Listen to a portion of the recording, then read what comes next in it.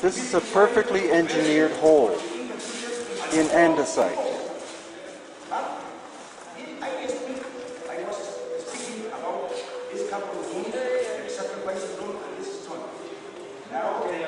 Only a machine tool could do this. And this is my favorite area.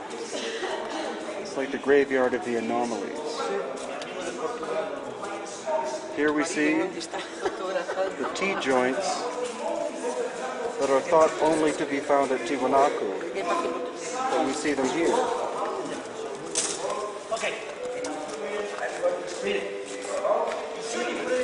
And these